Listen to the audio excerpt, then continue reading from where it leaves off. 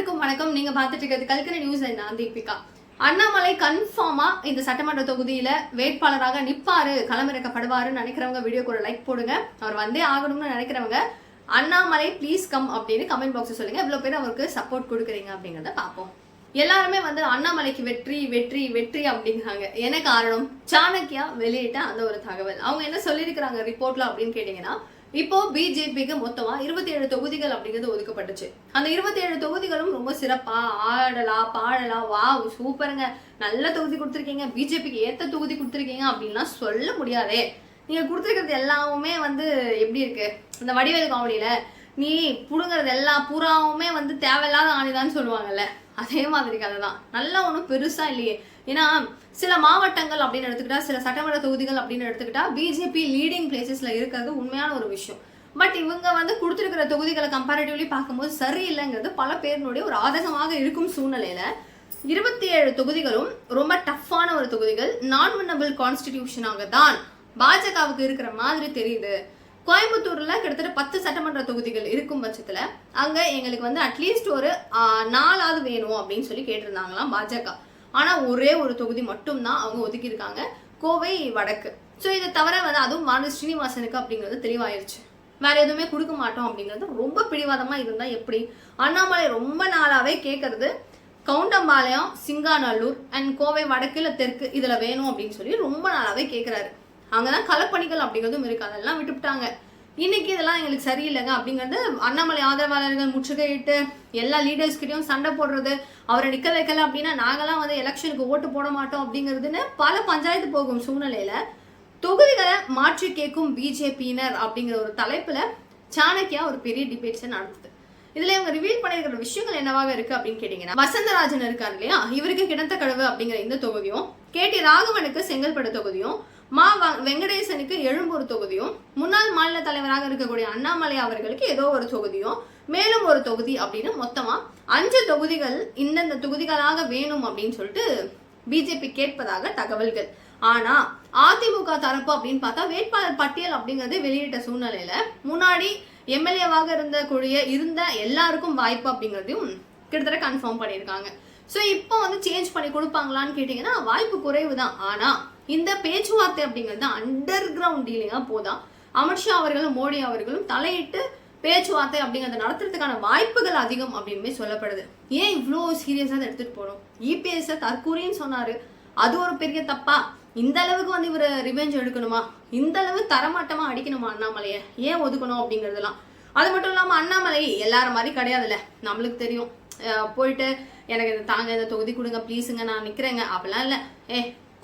என்ன கூப்பிட்டு நீங்க கேட்கணும், என்னப்பா இந்த தொகுதி நில்லுன்னு, எனக்காக மக்களுடைய குரல் ஒலிக்கும். இப்ப நம்மலாம் ஒலிக்கிற மாதிரி மக்கள் குரல் ஒலிக்கும், ஏன்னா நீங்க தேடி வரணும் அப்படிங்கிறது அவருடைய ஒரு மைண்ட் செட். நான்லாம் கெஞ்ச மாட்டேன், அப்படி கெஞ்சி எனக்கு ஒரு பதவி வேணும்னு அவசியம் கிடையாது அப்படின்னு நினைக்கிற ஒரு ஆள் இல்லையா. ஸோ இந்த தொகுதிகள்ல அவர் வேலை பார்த்தாருன்னு தெரியும், இந்த தொகுதிகள் அவர் நிக்கணும்னு ஆசைப்பட்டாருன்னு தெரியும். அனைத்தையும் தாண்டிட்டு இந்த தொகுதிகள் உங்களுக்குலாம் கிடையாதுப்பா, உத்தேச பட்டியல நாங்க ரிலீஸ் பண்ணிட்டோம்னு பண்ணா எப்படி இருக்கும்? வருமா வராதா? கோவம், டென்ஷன் ஆகுது, கொதிக்கிறாங்க நிறைய பேர். ஸோ கவுண்டம்பாளையம், சிங்காநல்லூர் இந்த 2 தொகுதிகளாவது அண்ணாமலைக்கு கன்ஃபார்ம் வேணும். அவருடைய களப்பணி அப்படிங்கிறது அங்க இருக்கணும்ன்றத ரொம்ப சீரியஸா எதிர்பார்க்கறாங்க. பட் அப்கோர்ஸ் இப்போ எடுத்துட்டு இருக்கிற ஒரு தகவல் என்னவாக இருக்கு அப்படின்னு கேட்டீங்கன்னா, மதுரையில இவரை நிக்க சொல்றாங்க. இவர் மதுரை தெற்குல போட்டியிடுறதுக்கான வாய்ப்புகள் அப்படிங்கிறது அதிகம் அப்படின்னு சொல்லப்படுது. பிகாஸ் தென் தமிழகத்துல அப்படின்னு சொல்லி பார்க்கும்போது பிஜேபி 2ஆம் இடம் பிடிச்சு வச்சிருக்காங்க. ஸோ மதுரையில போன டைம் அப்படின்னு சொல்லி பார்க்கும்போது ஒரு பெரிய அளவுல ஒரு டிஃப்ரென்ஸ் அப்படிங்கிறது நடந்துச்சு. எண்மண் எண் மக்கள் அப்படிங்கிற ஒரு யாத்திரை ஆகட்டும், பெரிய அளவுல ஒரு மீட்டிங் போட்டு அண்ணாமலையை கூப்பிட்டு பேசுனதாகட்டும், ஒரு பெரிய பிரளயத்தையும் ஏற்படுத்துச்சு. ஸோ அண்ணாமலை அவர்கள் வராரு, இங்க போட்டிடுறாருன்னு எங்களுக்கு தெரிஞ்சா போதும், இரவு பகல் பாராம அவருக்காக உழைக்க நாங்க ரெடி அப்படின்னு சொல்லிட்டு ஒரு பெரிய வட்டாரம் அப்படிங்கிறதும் காத்து கிடக்கு. இதுல பாத்தீங்கன்னா சவராஷ்டிரா, வெள்ளாளர், அடுத்து முக்குளத்தூர் சமூகம் அப்படிங்கிறவங்க எல்லாரும் அதிகமாக இருக்கும் சூழ்நிலையில எல்லா மதமும் எங்களுக்கு சம்மதம்ப்பா, நீ எங்களுக்கு பிரச்சனை இல்லை, அண்ணாமலை மாதிரி ஒரு ஆள், படிச்ச ஆள் கண்டிப்பா ஆதிக்கத்துக்கு வரணும், சட்டமன்றத்துக்குள்ள போகணும், அவருடைய குரல் அப்படிங்கிறது மக்களின் குரலா ஒலிக்கணும், அவர் மாதிரி ஆள் போகணும்ப்பா, டேட்டா வச்சு பேசுற ஆள் அவர் தான்ப்பா போகணும்ப்பா, அடங்காம இருக்கிற ஒரு காளையா இருக்கிற அவர் போகணும்ப்பா அப்படின்னு எதிர்பார்க்கிற ஆட்கள் நிறைய பேர் மதுரையில இருக்காங்க. தயவு செய்து அவர் அங்கேயாவது வேட்பாளராக அறிவிங்க அப்படிங்கிறது அதிக அளவுல கேட்குறாங்க. 1 2 கிடையாது, அதிக அளவுல குரல் அப்படிங்கிறது எழுப்பப்பட்டு இருக்கு. ஸோ இதுல 5 தொகுதிகள் மாற்றி தருவாங்களா அப்படின்னு கேட்டீங்கன்னா வாய்ப்புகள் ரொம்ப கம்மி தான். பட் இவங்க நடக்கிற மாதிரி இப்ப சொல்ற நியூஸ் படி பார்த்தா அட்லீஸ்ட் இந்த சைட்லாம் கவுண்டமலையா அவர் கேட்ட சிங்காநல்லூர் எல்லாம் கிடைக்கலனாலும் அங்க அவங்களுக்கு மதுரை சைட்லயாச்சும் அட்லீஸ்ட் இவருக்கு நல்ல மவுஸ் இருக்கு இல்லையா, பிஜேபிக்கும் ஒரு நல்ல மவுஸ் அங்கெல்லாம் இருக்கு. அப்படிங்கும்போது கொடுத்தாங்கன்னா அவரும் போனாருன்னா நல்லா இருக்கும். ஸோ நயினார் அவர்கள் சாத்தூர்ல கன்ஃபார்ம் ஆயிட்டாரு. தமிழிசை சவுந்தரராஜன் மயிலாப்பூர்ல. அண்ணாமலையை மட்டும் ஏன் ஒதுக்கணும்? இருக்கிற 4 பேரை மட்டும் தூக்கிட்டு வந்து நீங்களாம் அப்படிங்கிறீங்க.